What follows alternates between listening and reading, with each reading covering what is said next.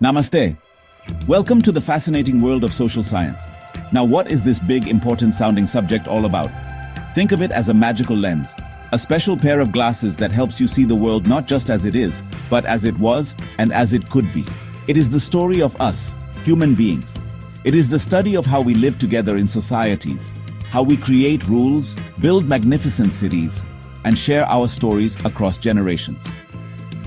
Social science is not just about memorizing dates and names of kings. It is about understanding the very fabric of human life, the patterns in our behavior, and the connections that bind us all together, from a small village in India to a bustling city across the ocean.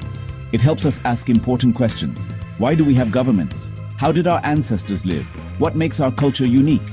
This subject is a grand thali, a platter with many delicious dishes. One dish is history, which is like listening to stories from our grandparents, telling us about mighty empires and brave freedom fighters. Another is geography, which is like exploring a giant map, showing us where the mountains touch the sky and where the rivers meet the sea. Then there is civics, which teaches us about our rights and duties as citizens, like being part of a large family where everyone has a role to play. Together, these subjects help us understand the complete picture of our world. They show us that everything is connected. The geography of a place influences its history, and its history shapes its society and government. It's a journey of discovery, a wonderful adventure into the heart of humanity. Imagine trying to understand a person without knowing their past, their family, or where they grew up. It would be impossible, no? In the same way, social science helps us understand our country, India, and the world. It gives us the context, the backstory, for everything we see around us today. From the food we eat to the festivals we celebrate, from the languages we speak to the laws we follow, everything has a story. This subject empowers you to become a detective of the past and a thoughtful citizen of the present.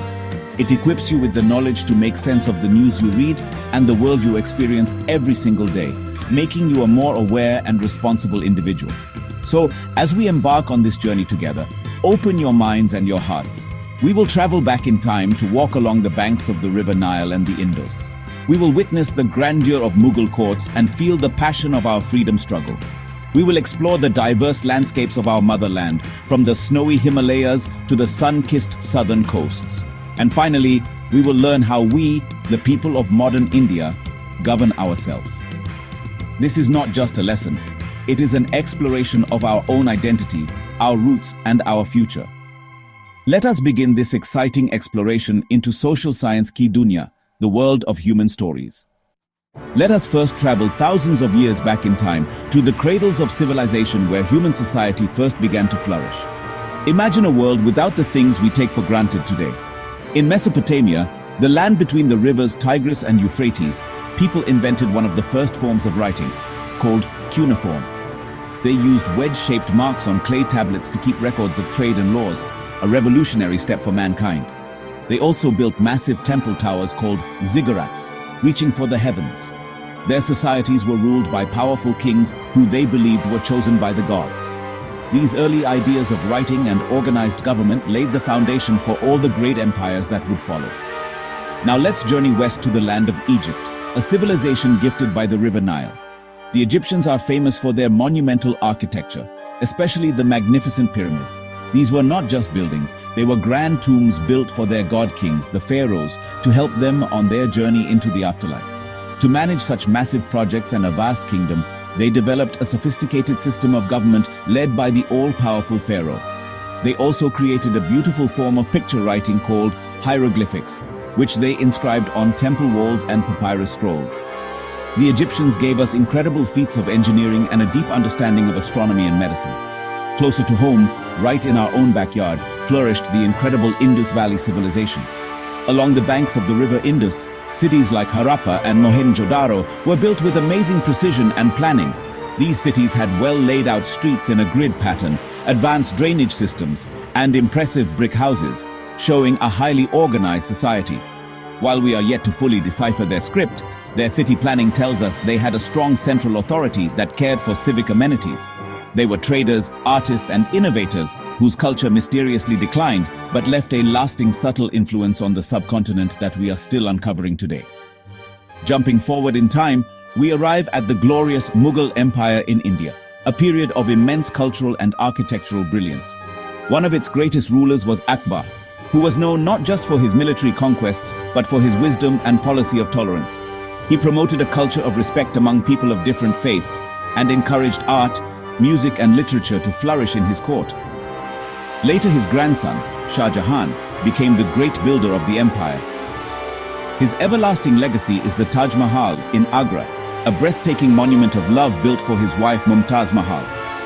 He also built the majestic Red Fort in Delhi, which served as the main residence of the Mughal emperors for centuries. Our country, India, is a land of incredible diversity, not just in its people but also in its physical features. It is like a giant, beautiful painting with many different landscapes. In the north, we have the mighty Himalayas, the world's highest mountain range. These snow-capped peaks are not just beautiful, they act as a natural barrier and are the source of our great rivers like the Ganga and Yamuna. Just south of these mountains lie the vast and fertile Indo-Gangetic plains.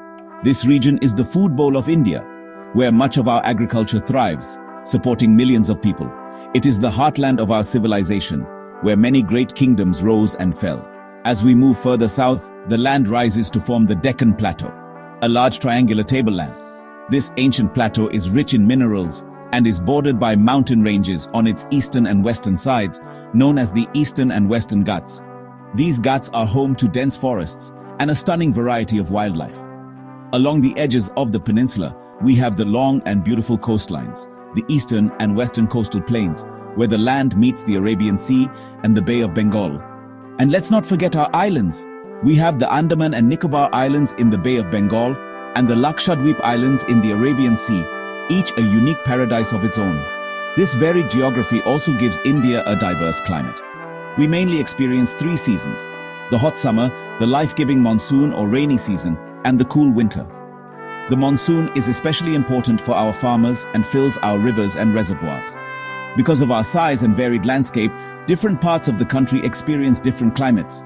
The Himalayas have a cold, mountain climate, while the Thar Desert in the west is hot and dry. The coastal areas are humid, and the Deccan Plateau has a more moderate climate. This climatic diversity is what gives us such a rich variety of crops, flora and fauna across the nation. However, nature's power can sometimes be destructive. We face natural disasters like floods, which often occur in the plains during heavy monsoons when rivers overflow their banks. Earthquakes are another threat, caused by the movement of tectonic plates deep within the earth, especially in the Himalayan region. Tsunamis are giant waves caused by underwater earthquakes or volcanic eruptions, which can devastate coastal areas. It is crucial to be prepared. We can stay safe by following early warnings, moving to higher ground during floods and tsunamis, and knowing the drop, cover, and hold-on technique during earthquakes. Understanding our geography helps us prepare for its challenges. After a long and difficult struggle, India finally won its freedom from British rule in 1947. This fight for independence was led by many brave souls. The most famous among them is Mahatma Gandhi, whom we lovingly call the father of the nation. He taught us the power of truth, or satya, and non-violence, or ahimsa. He led the nation in peaceful protests, like the Dandi March, where he walked to the sea to make salt, defying a harsh British law. Another powerful voice was Subhas Chandra Bose, who believed in a more direct fight for freedom and inspired thousands with his slogan, Jai Hind.